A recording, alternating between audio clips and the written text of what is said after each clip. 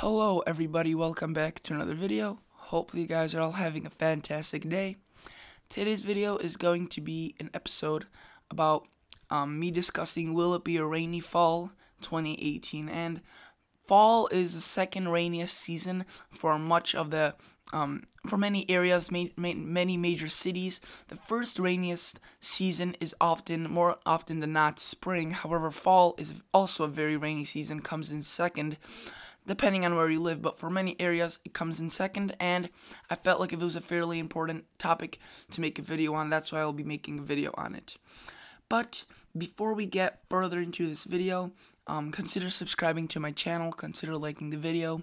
You may be wondering, why am I asking you to subscribe to my channel if you haven't even watched the video? Well, this is just something to keep in the back of your mind.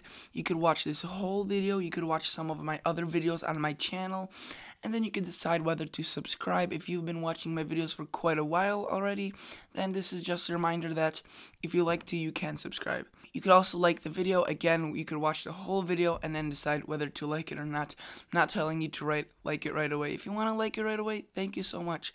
If you don't, definitely don't have to. And that is basically it, and let's get further into the video. So, as we could see that we will be talking about the drought will be a major factor in determining will it be a rainy fall. And now you may be wondering why. Well, areas where there's exceptional drought or severe drought or even moderate drought, the pattern tends to be not favorable for rain if it has been already so dry. So that is one factor that I'll need to calculate in. The second factor is, soon we will be looking, in the next slide, we will be looking at where the drought will improve. And obviously where the drought will improve, that means there must have been some rain, so that will obviously be another factor in terms of a rainy fall. So, if you're wondering what these colors mean and what those S and L's mean, I'll explain it in a minute. So, the yellows are just an abnormally dry period of time that has been occurring for the past several weeks. Nothing too major, not considered a drought. I know here in Chicago we have been abnormally dry, but they haven't updated this yet. The last time they updated this was late July. And anywhere you see these colors, like here in central Michigan, that is moderate drought. So that is officially drought, that is moderate drought. And when you see these colors, like here in the Pacific Northwest, these orangish colors, that is severe drought. Anywhere you see these bright reds, that is extreme drought. And anywhere you see these dark red colors, like here in the Four Corners area, then that is exceptional drought. So exceptional drought obviously is not easy to get rid of, and it's not easy to get just, with a couple of rain events. It seems to be a continuous, prolonged period, a pattern to get rid of. So that is definitely another factor.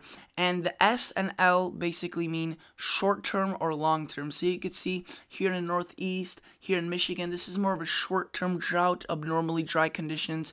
Once fall comes, it should lessen up. So that gives us a hint that there must be quite a bit of good dose of rain if this is short-term, and this will all dissipate.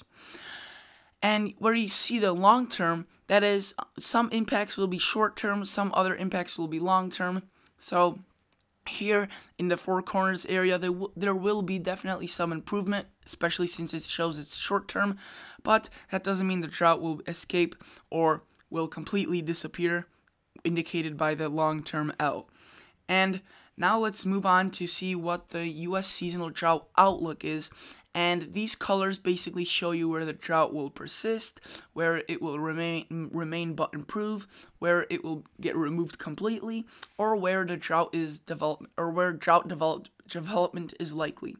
And as we look into this map, you can see that there's a huge chunk in the desert southwest that the drought will remain, but it improves significantly.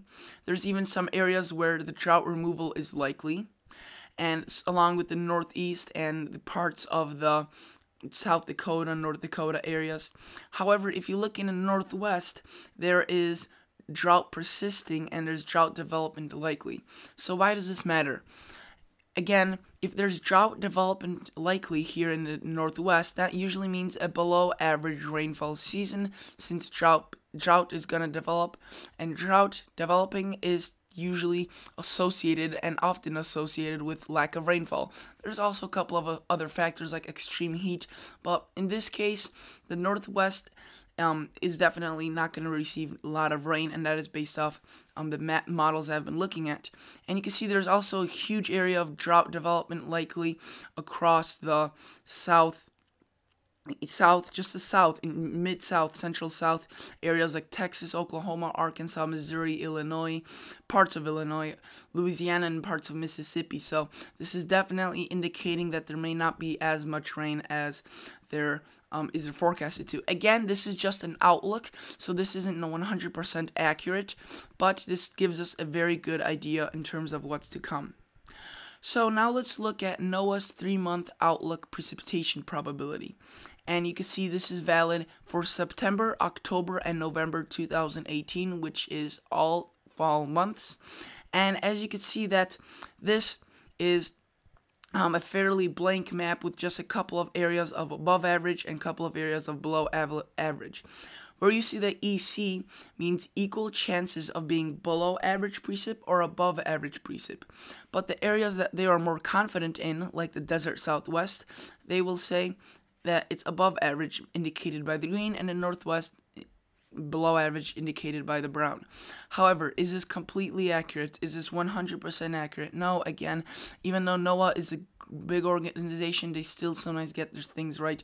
It's really hard to predict a precipitation probability outlook so far out.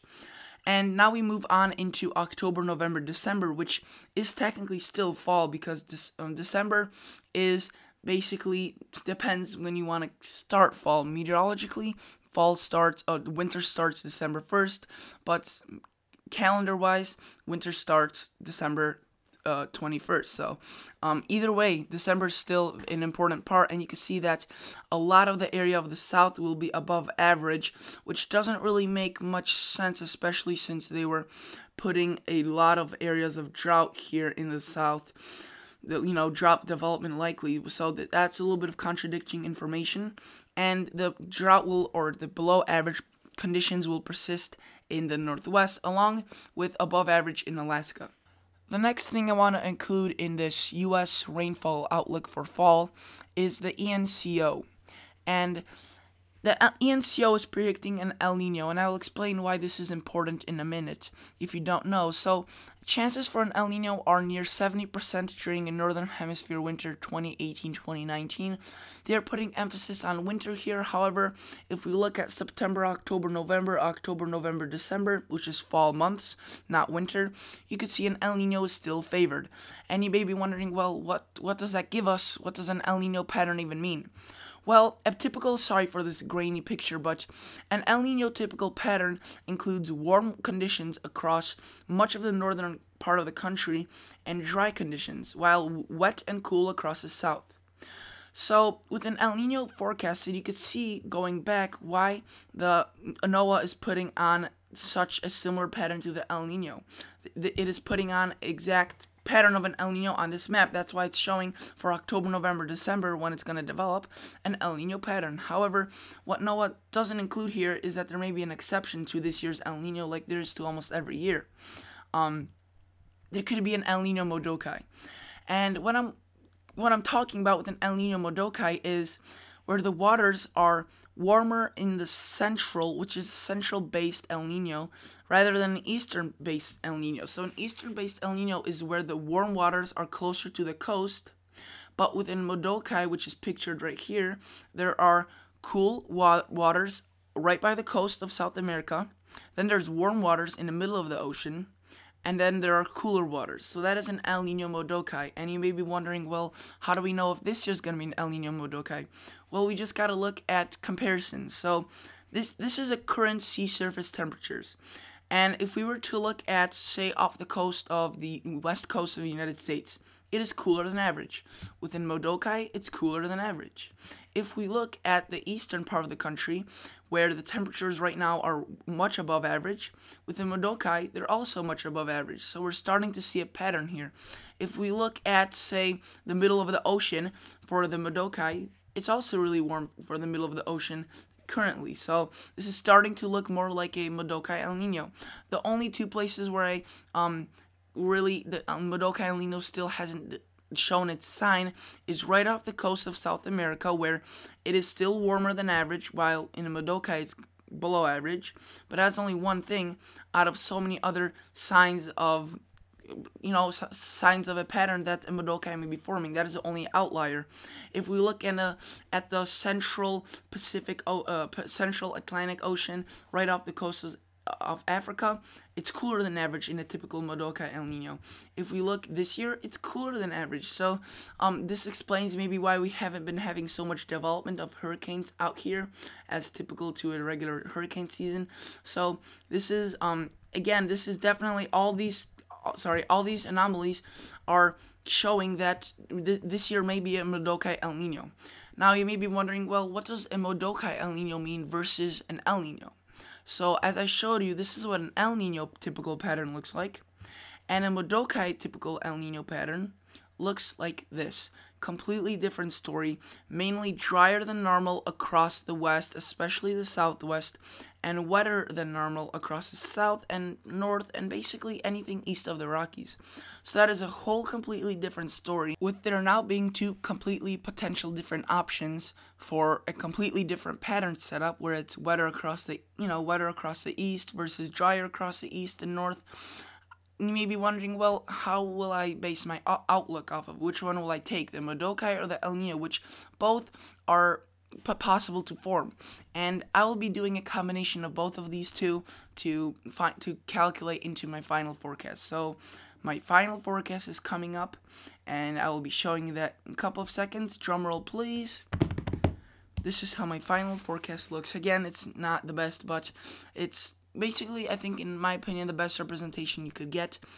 What I think is that there will be the south and the southeast will be much above average in terms of precip, and it'll, in my how cold will it be this fall, I'll also do an outlook, and if those two things outline, this could be setting up for a pretty big winter in the south. So stay tuned for that video. It's going to be titled "Who Will See the Coldest Fall" or something along those lines. You can see that I'm calculating in parts of the El Nino, which bring in above average precip for the southwest, but I'm also calculating in parts of the Madoka, which bring in for the east above average. So you can see I'm doing a combination of both of these two things. And if you were to go back to my I think winter outlook, it was very similar in terms of how severe the winter will be. I think anything along the eastern seaboard and the south, you could go check that video out. I'll post a card to it right now.